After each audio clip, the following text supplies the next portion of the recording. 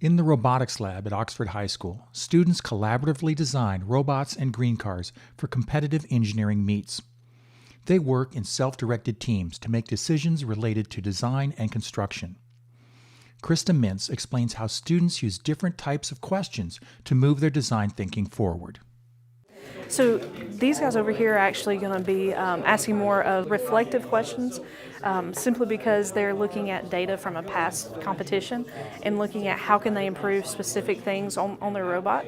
Whereas you can see groups towards the end are going to be asking more of the exploratory, even more dialogic questions, getting each other's perspectives on how they want to actually build this part of the robot. Ms. MINTZ and BRITTON coach students who collaborate to achieve their team goals.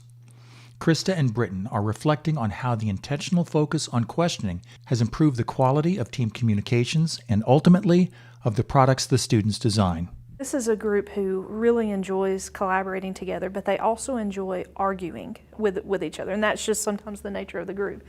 And they kind of came about and said, you know, a lot of times when we do get in these arguments, it could be about robots, it could be in government, whatever, we're really saying the same thing. We're really coming to, you know, this agreement with each other, but because we don't always listen, or because we aren't always clear with how we're questioning each other, it may take us 20 minutes of arguing back and forth before we realize that. And that's 20 minutes of lost work and lost productivity. In today's lab, an engineering team focuses on designing a new robot for an upcoming competition. These students interact to generate and consider preliminary design ideas. They employ questioning and active listening as they tap into and build on one another's thinking.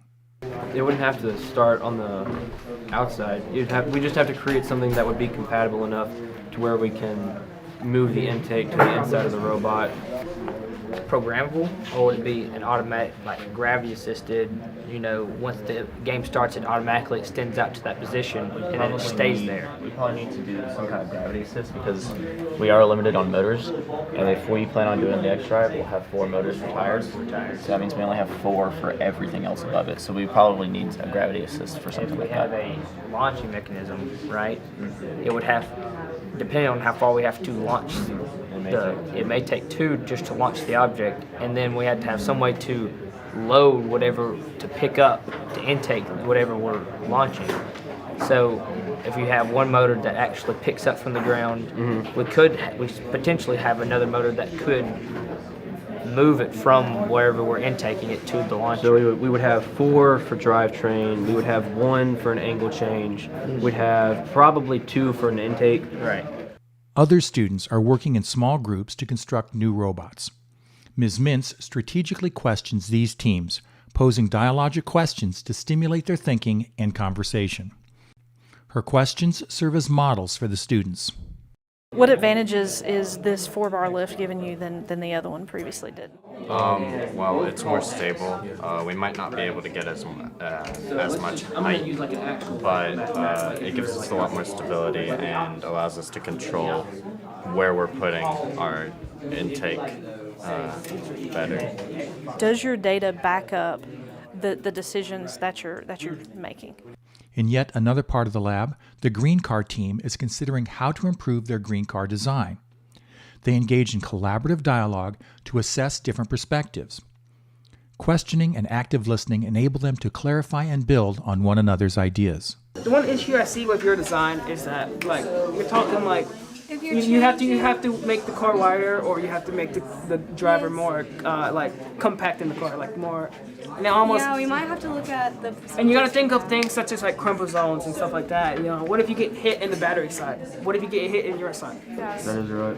Yeah, we're gonna have to strategically place. If we were to do this design, then we'd have to strategically place on the batteries and I think you need to put the framing the chassis right in front of the. Yeah, put framing in between the driver and the batteries to add, you know, a little bit of safety there.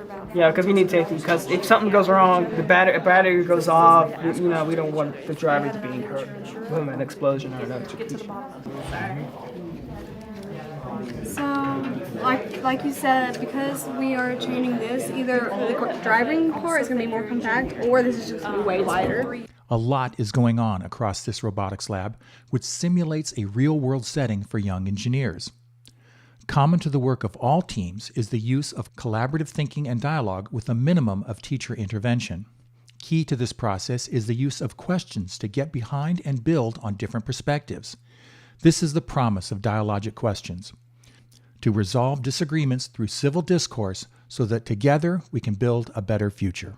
When you can walk away, whether it's in the pit of a robotics competition or in the pit road on Green Power, and you know that whatever problem is going to come up, there are students capable and they fix it. And you're just like, forget winning. I mean, like you've just won at that moment, and you're just back, and they've talked about it, they've collaborated, they've questioned each other through it, they've looked at all the aspects. The moment when you're not needed as much, that's it for me.